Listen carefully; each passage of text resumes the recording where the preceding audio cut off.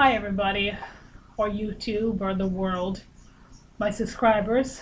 I wanted to do another video on lucid dreaming, because I haven't done like a week. And this next video, just to kind of get started, or get the ball rolling, as they say with the whole lucid dreaming thing, is about reality checks, like all about them. And I guess that's technically a method of lucid dreaming. I think it's a mild, or that's mnemonic. I think it's maybe tied to a mild lesson, like the mild technique of lucid dreaming. But I'm just gonna say the reality checks right now. So reality checks are basically when you want to see if you're in your reality. And if you never lucid dreamed before, you're probably thinking, well, isn't that obvious? Well, when you dream, everything's, I mean, especially when you lucid dream, everything looks and feels and tastes and smells and whatever as good as real life or better than real life. Yes, it can somehow look better than real life. It's really hard to describe, but if you haven't seen it like HDD, like that's what it looks like. It looks like normally life is like normally like not HD. And when you go into lucid dream and you're like layer 3, everything's like HDD and it looks like beyond real life. It's weird. So when you're in a dream, I mean, besides the fact if you're not lucid, you don't really question the fact that weird stuff's happening. I mean, that's your logic part of your brain is shut off. You don't even question anything. You're like, oh, I'm sitting, you know, in a spaceship where I like one time I had a dream I was in a spaceship with my brothers and we were in like a, if you ever watched Cowboy Bebop, I was kind of like in one of those spaceships and we were like at some parking garage in like Cowboy Bebop style. It's an anime.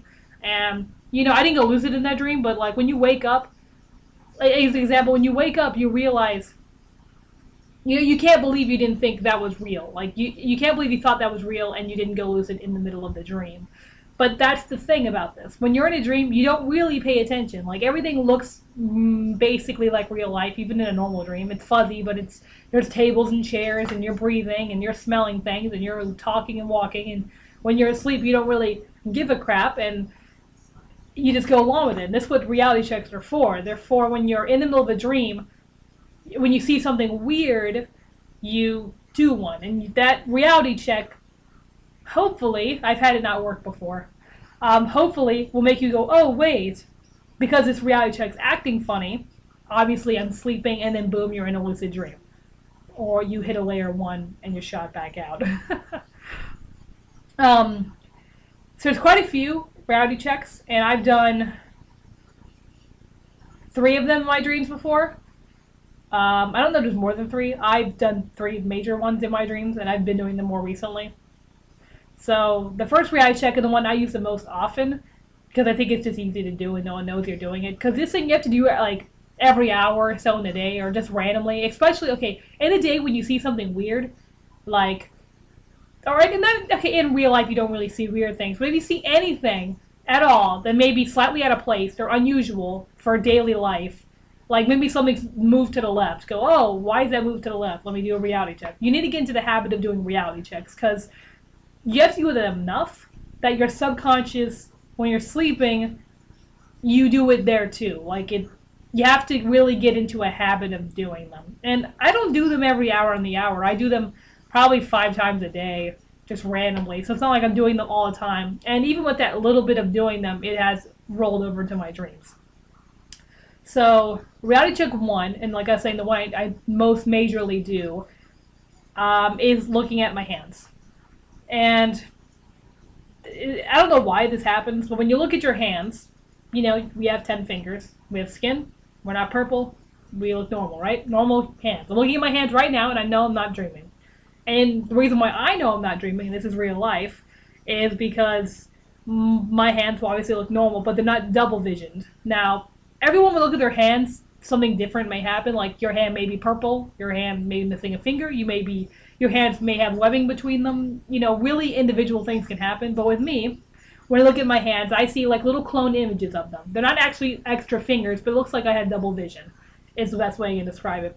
It looks like I'm shaking my hands really fast and having this blurry kind of vision between them.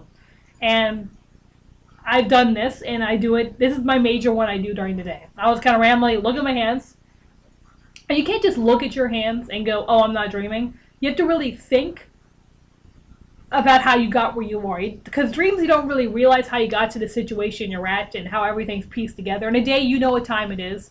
In real life, you know what time it is, you know how you got there, and you know why you're there. Like, right now, I would look at my hands and go, okay, my hands look normal, but that does not mean you're not dreaming.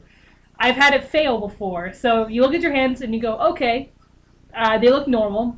Now, how did I get here? What time is it? I'm like, oh, it's 6 o'clock. I can just say that. Okay, it looks normal outside. I came back from the store wearing my sweatshirt. Yeah, it all looks normal. You need to get into the habit of doing that. So every once in a while, just look at your hands. Just look at them. It can be one hand or two. I usually do both.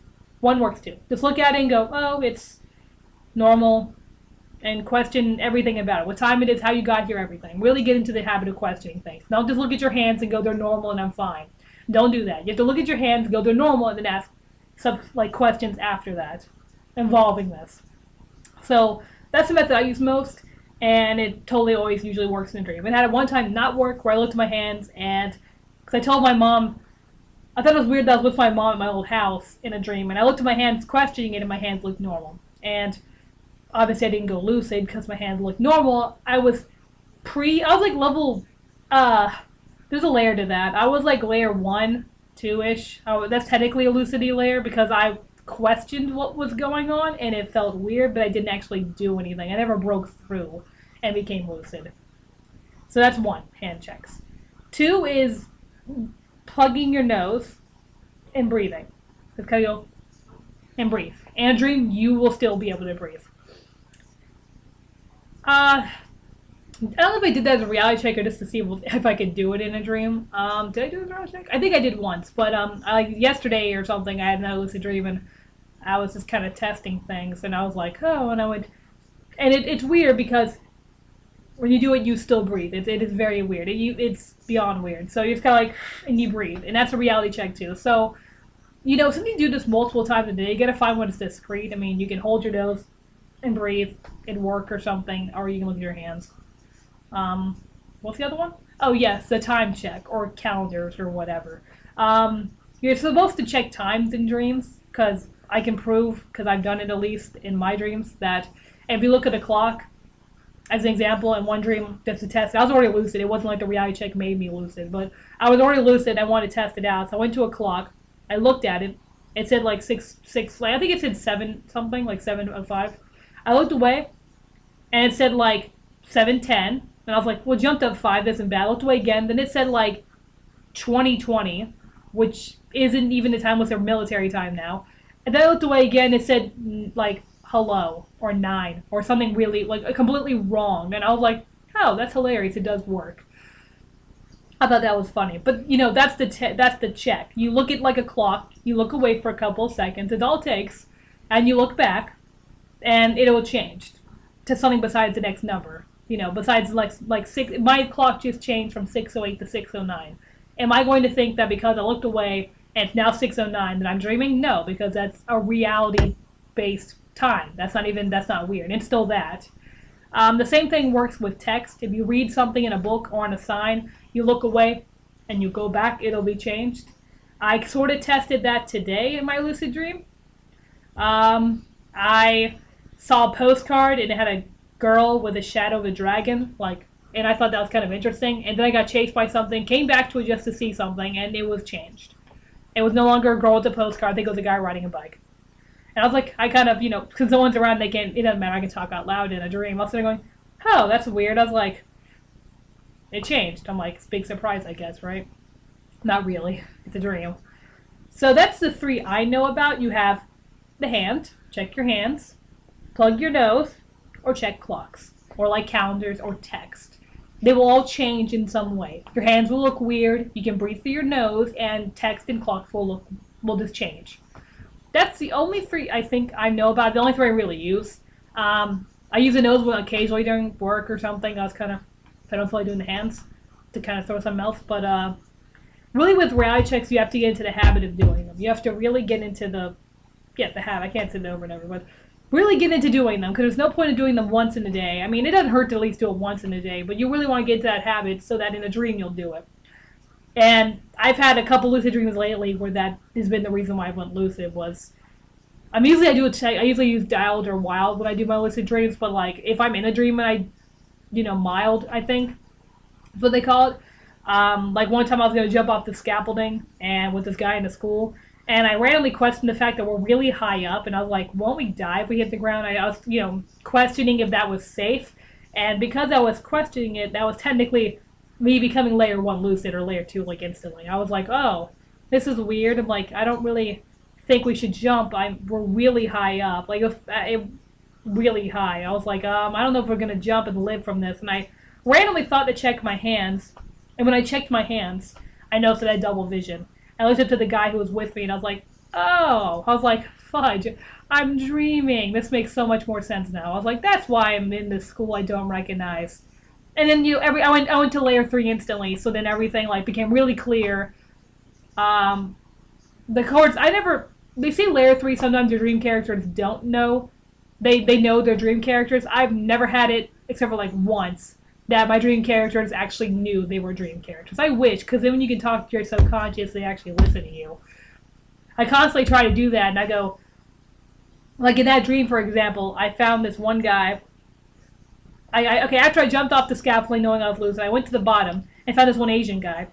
And I wanted to ask the Asian guy questions about myself and subconscious questions. And I told him, I said, hey, do you know you're a dream character? And he's like, what? I'm like, do you know that you don't exist, and I'm the dreamer, you don't exist kind of thing. I tried to really phrase it for him. He's like, what are you talking about? I'm like, you don't know. I'm like, again? I'm like, what do you think? He's like, you're not dreaming. He said, this is real life. I'm like, no, it's not. It's not real life.